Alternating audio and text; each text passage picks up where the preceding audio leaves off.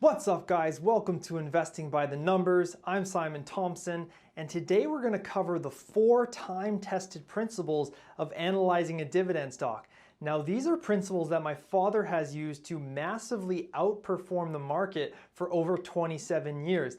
In fact, he's returned an annualized 17%, and when we compare that to one of the greatest investors of all time, Warren Buffett, he's returned a 20.5% annualized return over his career. So you can see that's an absolutely astonishing number, and when you start to compound the interest and the gains from this over time, you can really make a ton of money. So these are really simple principles, and I'm going to show you how you can check these out for yourself in less than 5 minutes just to see if you want to invest in a dividend stock. Now, be aware, these may seem overly simple to you, but again, sometimes the simplest concepts and the most disciplined approaches are the ones that perform the best. So stay tuned.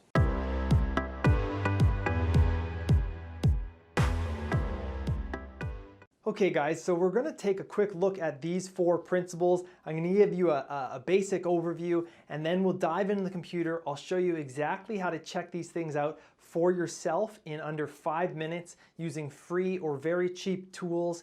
And then finally, I'm going to wrap up, and you want to stay tuned for this because I'm going to tell you exactly why these principles are so important. In particular, there's 2 principles here that really make up the core philosophy of my dad's investing strategy that's been so successful over time. So let's cover first of all the payout ratio. And that's very simple. We're looking at how much of the net income are they paying out. You know, as an example, a ratio of 50%, that means they're paying out 50% of their profits as dividends, and the other 50% they're investing into the company or doing whatever else they're going to do with it, maybe buying back shares, etc. So the dividend history is very simple as well. It's just a matter of, have they been paying out a dividend for a long time? Have they been raising the dividend? And we just want to look and see if that's there. Next, the insider holdings. This is maybe one of the most important things, and I'll cover it in more detail at the end of this video. But we're just looking to see, do the people who are in the company, the guys who are making the decisions, the CEOs, the CFOs, the board members, do they have a huge stake invested in the business? And we want to see that they have a lot of common shares so that they are thinking in the long term. And again, I'll explain that more later. And then finally, we have the book value, revenue, and the earnings. And this is just a simple metric that we can look at to see whether the business is growing. Okay, so let's take a closer look. So I'll start by showing you how to discover the payout ratio, and I like to use Simply Wall Street for this. And Simply Wall Street is $9 a month. It's a paid tool. I have no affiliation. I just find it really handy. I like the way they break down the info, and in particular, I use it for discovering the insider holdings, which I'll show you in a minute. But anyways, we can use TD Bank as an example, and you can see here that they have a payout ratio of 45%, which just means that they pay out 45% of their profits in dividends. Another way to take a look at this is to use Morningstar, and I've typed in Toronto Dominion Bank, and then we can click here on this part, key ratios, and that will bring up this part down here, full key ratios data. And when I click on that, it's going to open this window here. Now this gives us a nice look at their 10-year financials, and we can see also their historical payout ratio, and it's been in the 45% range for quite a long time. Next, we can also use Simply Wall Street to take a look at the dividend history, and we can see here in this nice graph that it's been rising consistently over time, and when you add it up, they've raised it by about 9% on average per year for the last 10 years. And going back to our Morningstar financials, we can take a look at the same information just in non-visual format. And another way to look at the dividend history is simply by using Yahoo Finance, and you can see this big black line of dividends here. You could just scroll across and manually look at how the payouts have increased over time.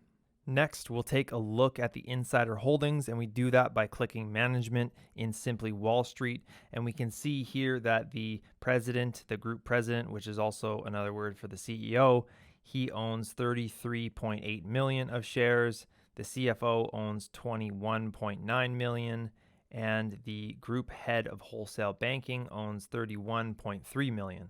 Scrolling down, we can also check to see if any of the board members have large positions. And of course, the CEO is typically on the board, so we see him here again.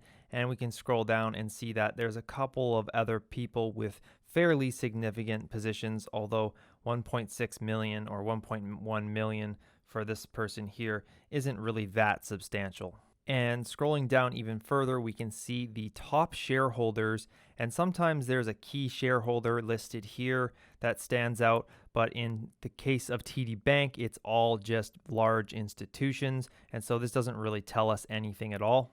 And finally, I'll just go back to this free 10-year financials, and we can look at the revenue, and we can see that it has been growing consistently over time.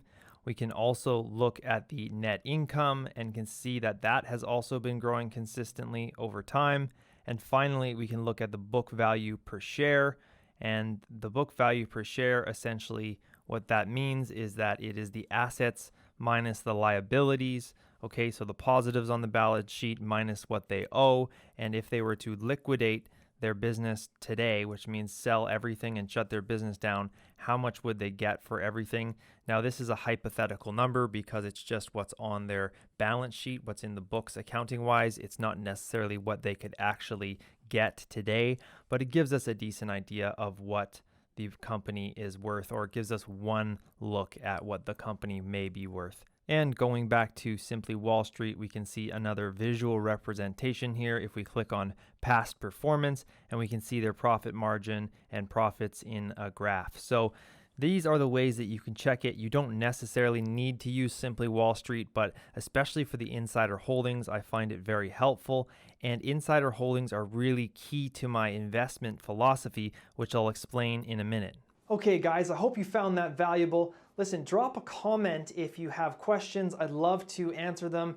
I really appreciate the support. Hit the thumbs up button if you've been enjoying this so far.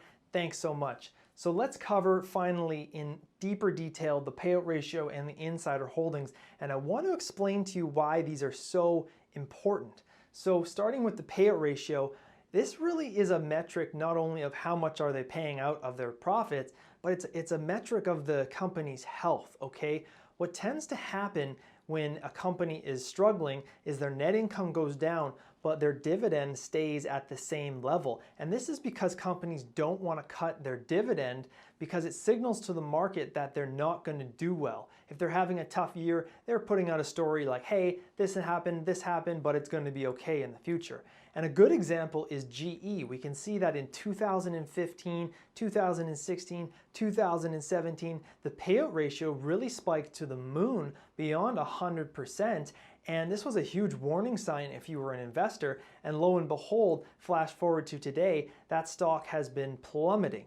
So it's a really good sign. What it tells us is whether or not the company can afford to pay its dividend and afford to grow. And if a company is growing, they can afford to raise the dividend. And what happens is the payout ratio will stay pretty consistent over time, like we saw in our example with TD Bank.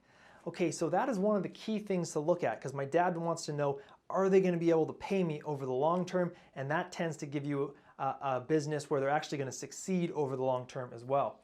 Now, insider holdings is perhaps the most important thing that I look at. And again, what it represents is a business where the owners are and the decision makers are really invested in the long term and are thinking long term. And we can think about this logically when we look at companies like Amazon, Google, Facebook, Tesla, and so on and so on. We can look at companies that have strong leaders who have huge stake in common stock. And that's really important because it means that they're keeping a long-term perspective. On the flip side of that, what you can have is a CEO that is invested primarily through their compensation and also through stock options. And if they don't have a lot of common shares, what can happen is, you know, the CEO and the board, they can get on board with ideas that are very short term, you know, borrowing in order to buy back shares, which raises stock prices. It's a simple law of supply and demand. And then they hit their options targets, which means they get to cash out essentially at a high level there. And then us as the long-term investors, we're left holding the bag. So it's what we're looking for is companies that are thinking in the long term. And the only way for us to really truly know that is to make sure that the companies we're investing in have people in place that also have lots of common stock. Okay, I hope that makes sense, guys. That important point is so key, and don't overlook it. It's really the foundation of my investing philosophy, and I really think that you should be paying attention to it as well. And if you want to learn how to analyze dividend stocks at a deeper level, you can check out my video on the 3 Canadian dividend stocks to buy and hold forever, and in it I use a full 7 principles when I'm taking a look at dividend stocks. Okay, thank you for watching.